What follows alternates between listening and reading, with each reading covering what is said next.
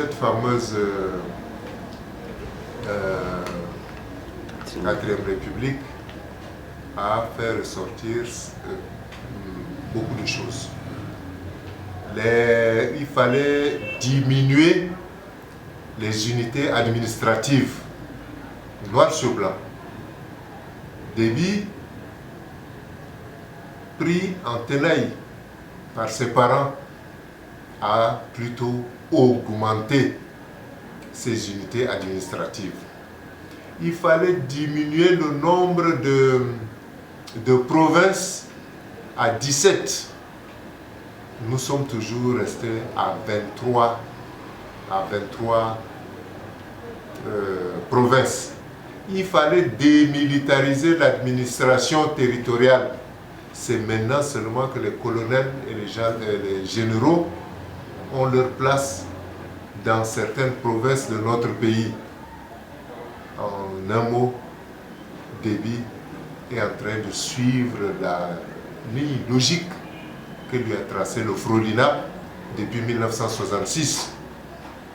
Et je vais vous dire que ceux qui sont en train de le suivre vont crier un jour. Sachez aussi que Hitler a disparu depuis le 2 mai 1945, mais jusqu'à l'heure où je vous parle, on continue toujours à chercher les nazis, ceux qui étaient à ses côtés, même s'ils sont déjà très vieux. Le dernier en liste, c'est un certain Klaus Barbie, âgé de 95 ans, qu'on a quand même pris pour qu'il meure en prison. Donc, je ne sais pas ce que Déby est en train de faire là. Est-ce que, selon vous, est-ce que quelqu'un qui aime ce pays peut faire ce qu'il est en train de faire? Il a signé au mois de septembre un décret pour faire la promotion de certains officiers au grade de colonel et généraux. Sur les 104 figurant sur ce décret, je vous dis de me couper la tête, il n'y a même pas un seul cadre dessus.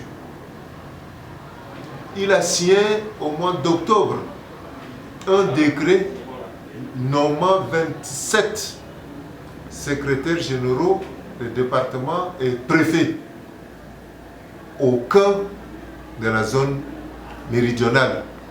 Regardez, faites un tour un peu sur la liste de ceux qu'on vient de nommer ou bien de recruter pour la police. Mais Déby ne nous aime pas. Déby ne nous aime pas. Et j'ai même pitié de certains de nos parents qui sont en ce moment en train de courir après lui. Vous courez après quelqu'un qui ne vous aime pas, mais c'est un non-sens. Donc la 4e République, pour moi, c'est un non-sens, c'est un néant. Je ne peux pas continuer à parler de de quelque chose qui n'existe pas, la 4e République. Disons plutôt que c'est la 4e République du MPS, mais ce n'est pas la 4e République du Tchad.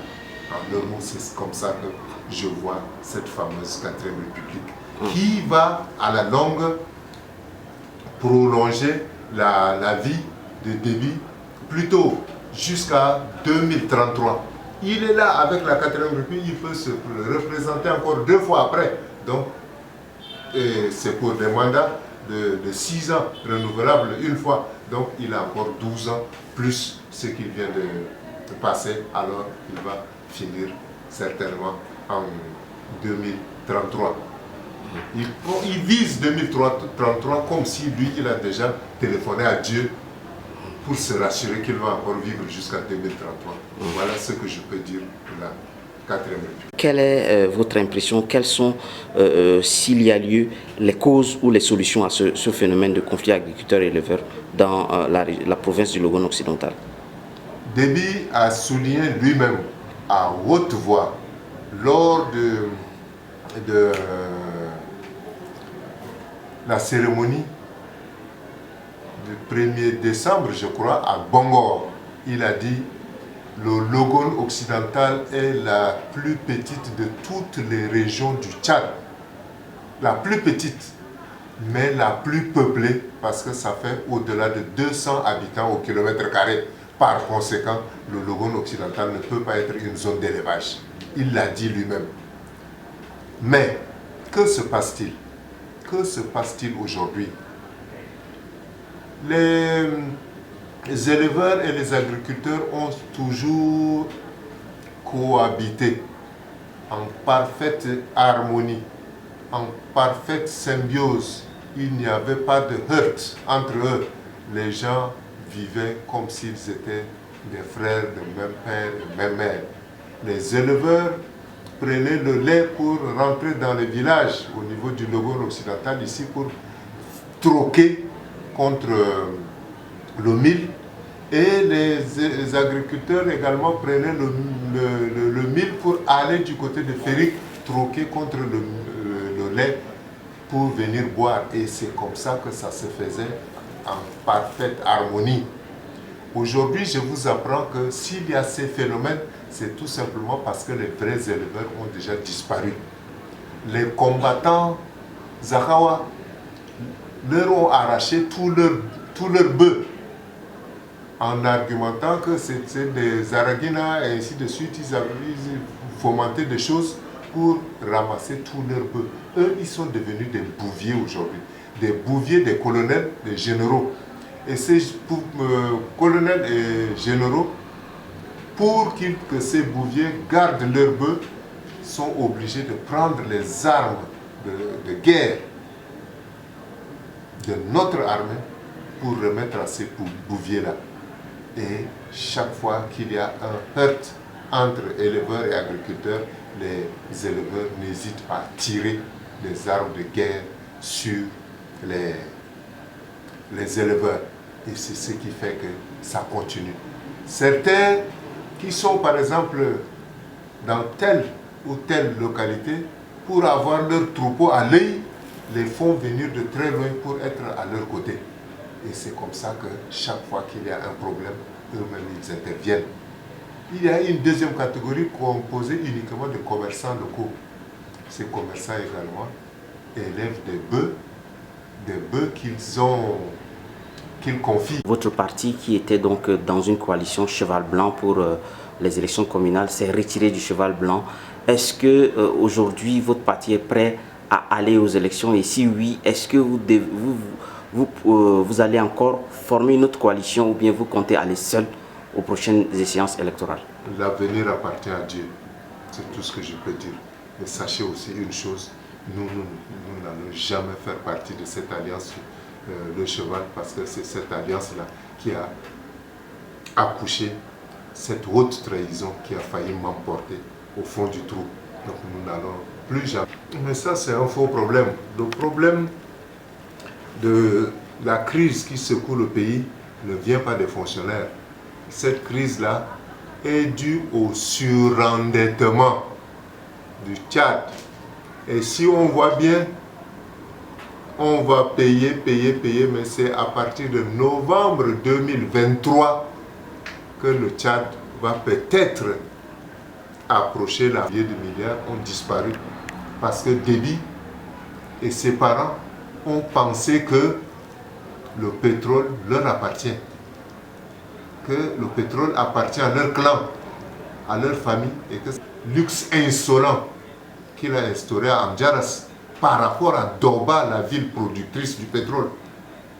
Par rapport à Doba, où à l'heure où je vous parle, les gens, les élèves sont encore dans des écoles, sur des briques, des écoles qui disparaissent aussitôt après, avec l'arrivée de premières pluies.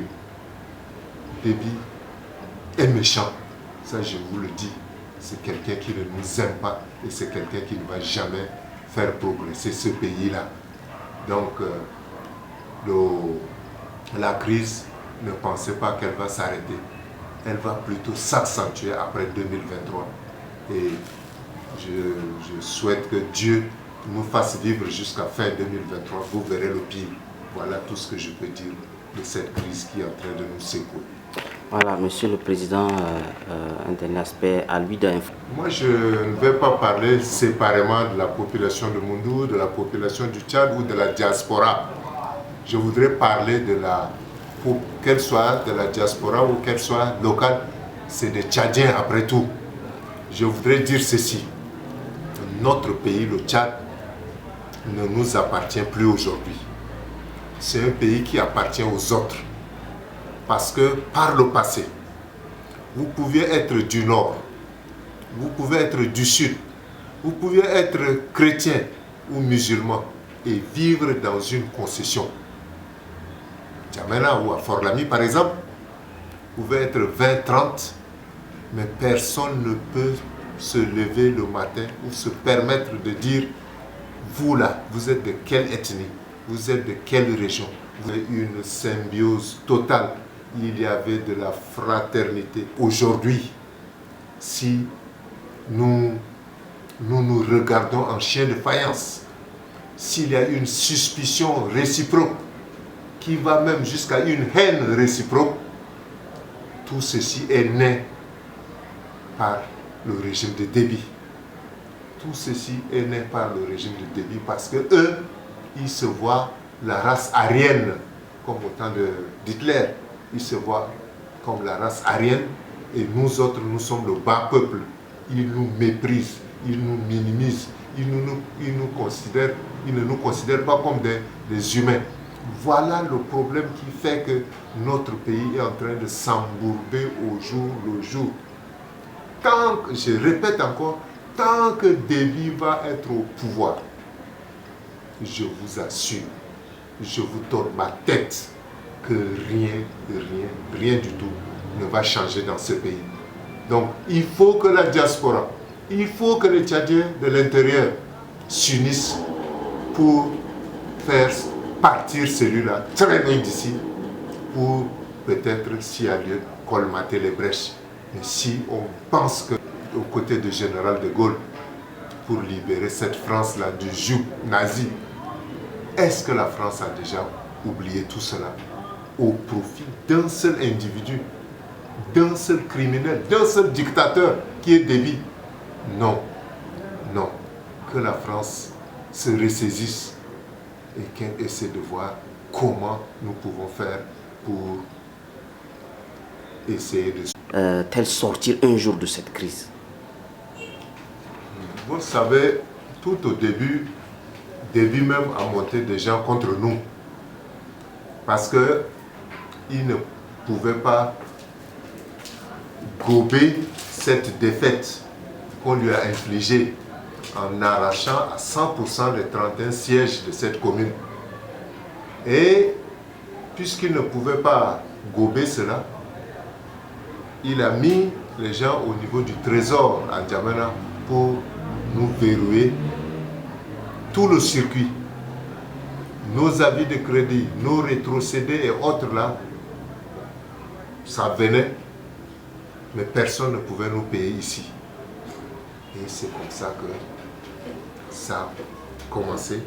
Et là, je vous dis que c'était un truc fomenté par Déby lui-même.